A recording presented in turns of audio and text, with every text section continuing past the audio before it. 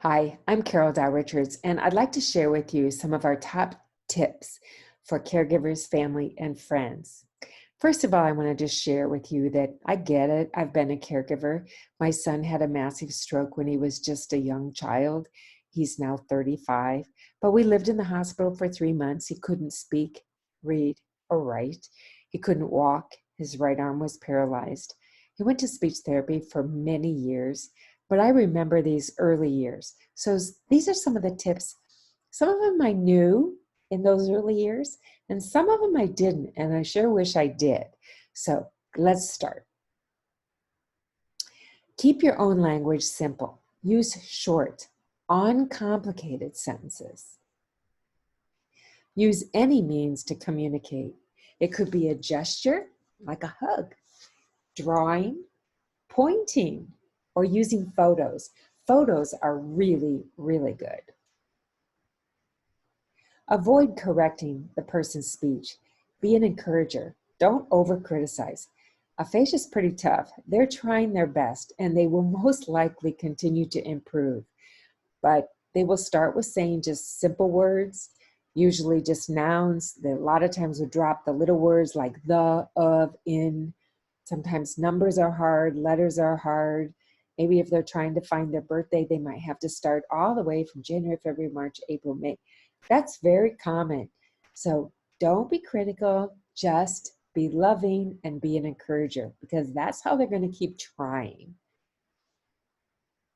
Be patient. Give them plenty of time. So in the beginning, they may not have any speech, but as they start to get speech, it's so easy for us as caregivers to jump in, and I really encourage you to be quiet and give them time. You know, our normal banter of conversation, we're not used to silence, are we? You need to be quiet and give them time because they're processing, and oftentimes they're just working on getting a word out, and they're working. And right when they're just about ready to say something or try, we've already jumped in. So try to be patient. I think they really do appreciate that. This is a good one. No need to yell. Sometimes people with aphasia have trouble processing. It might be slower processing. Don't assume that slower processing means that they didn't hear you. It might mean that they didn't understand you. So give them time. Minimize distractions. TV, side conversations, and radio when you're trying to communicate with someone with aphasia, those things are usually pretty annoying. So keep that in mind. Distractions can be annoying. Use visuals to support communication. One of my favorite tools is the Oxford Picture Dictionary, which you can get right on Amazon or almost anywhere books are sold. Emphasize keywords when you're speaking. So really pushing out the strong words, you know, the nouns, things that they really have to capture. Emphasize the keywords. This is another one. I'm so guilty of this. Don't talk for the person for the person with aphasia.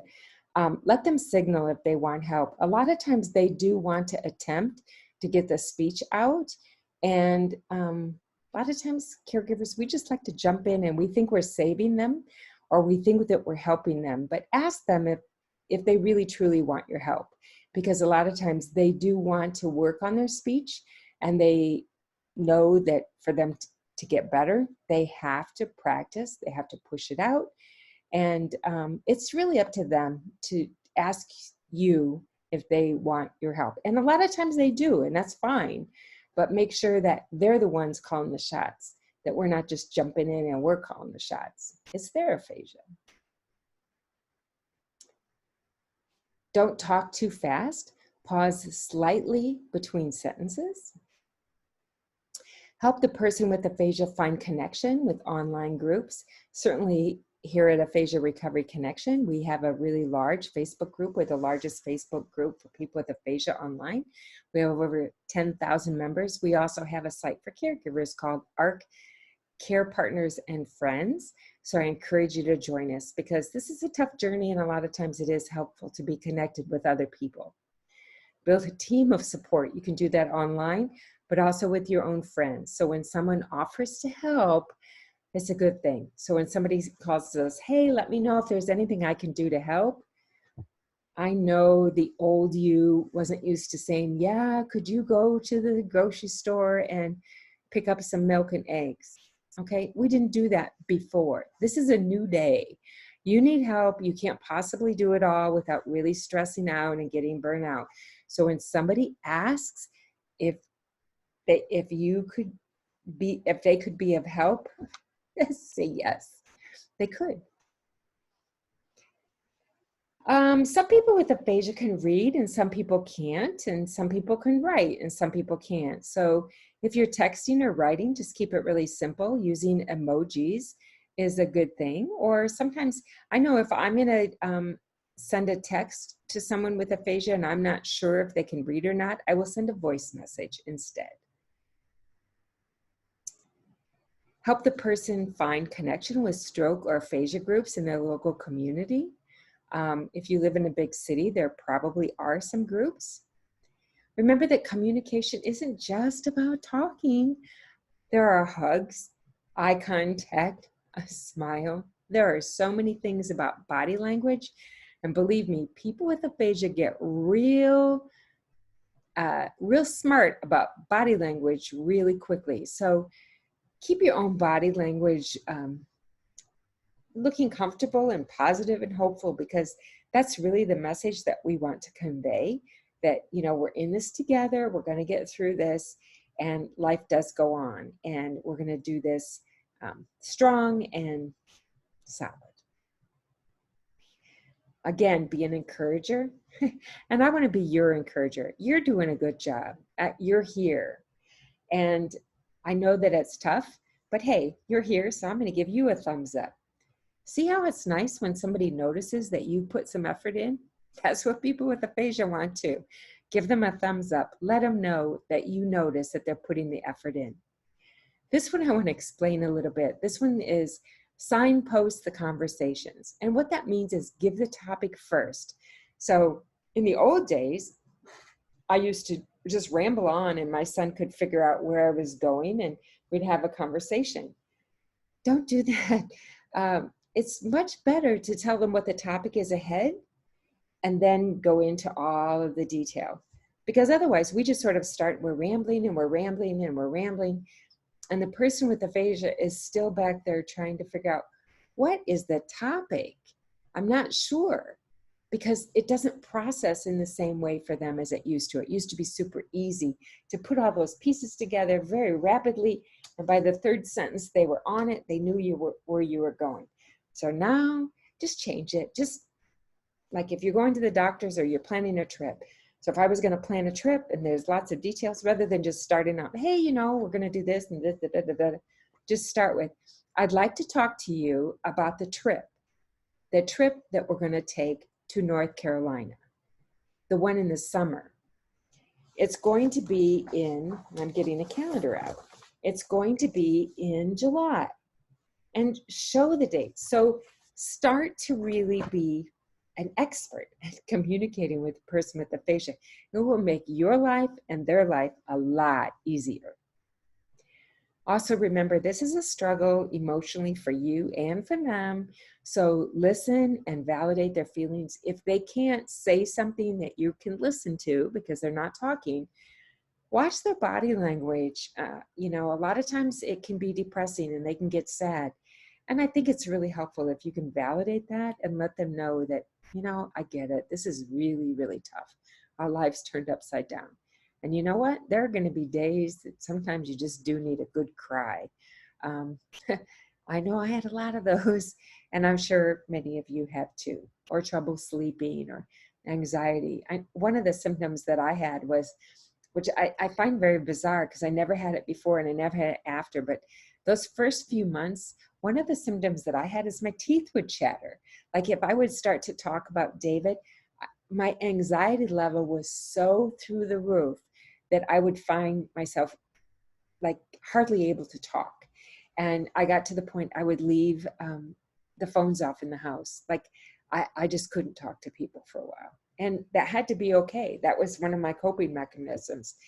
I knew my limits, and I really struggled. And I know that many of you get that because some of you are there right now.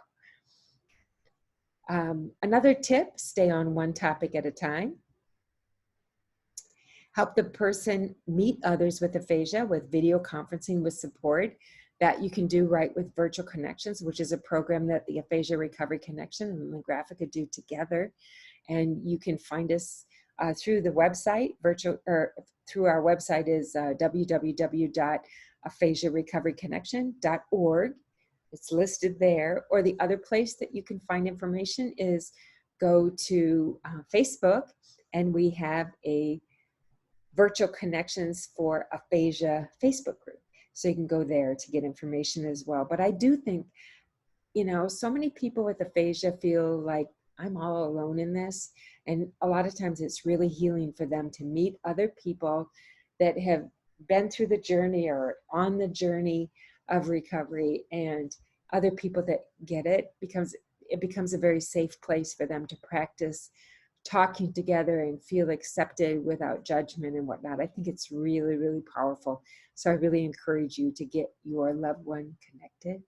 Also, I will say that on Virtual Connections, we also have caregiver groups. So feel free to come and join those.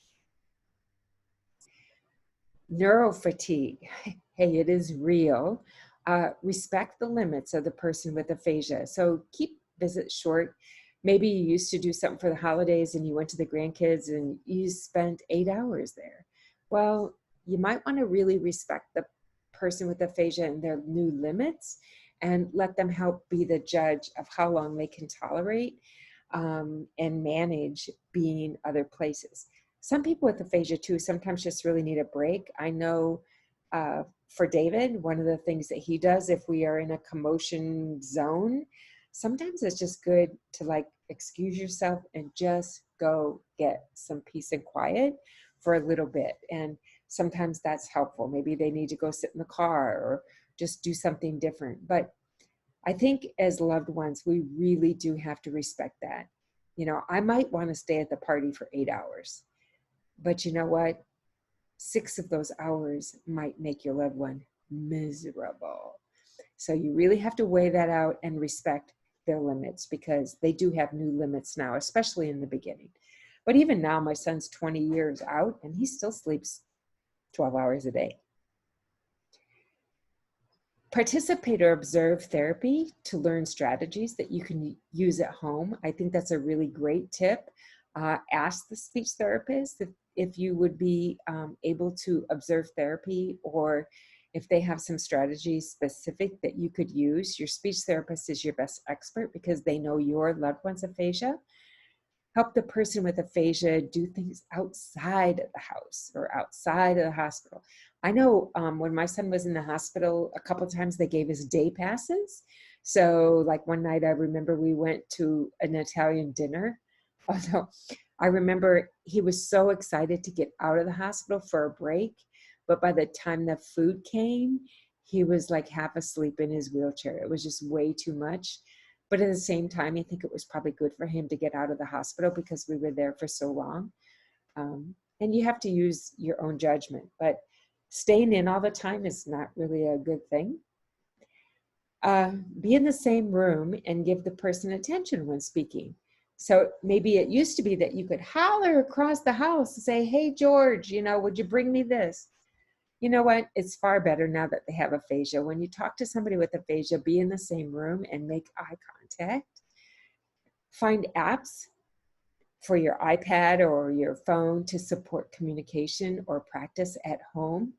I know David co-wrote with his older brother, my older son, Dr. Mike Dow, who some of you might know from television, and he's also a New York Times author.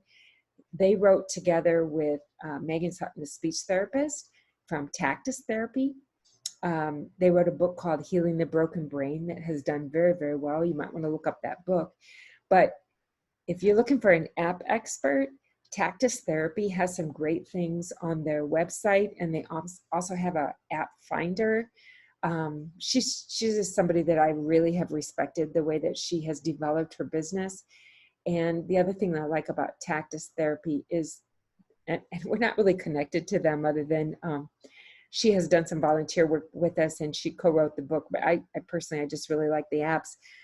But her apps are, once you purchase them, you own them. And there's always free light versions. So you can even try some stuff for free and not have to buy anything. There are other companies that sometimes have like monthly fees and whatnot. And some people love, love, love those. And I think that there's a place for those too. So don't get me wrong. You need to look at the options and see what's right for you. But you could start with just trying some of the free apps and even see if your loved one is interested and able to use an iPad to do some practice things at home. Simplify your speech and also simplify the complexities of your life.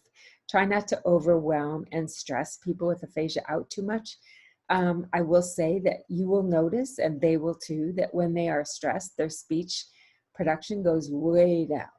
So simplifying your life, I think, is a good thing. I'm going to actually end on this slide. Aphasia affects the entire family. Keep people connected with drawings, calls, and visits.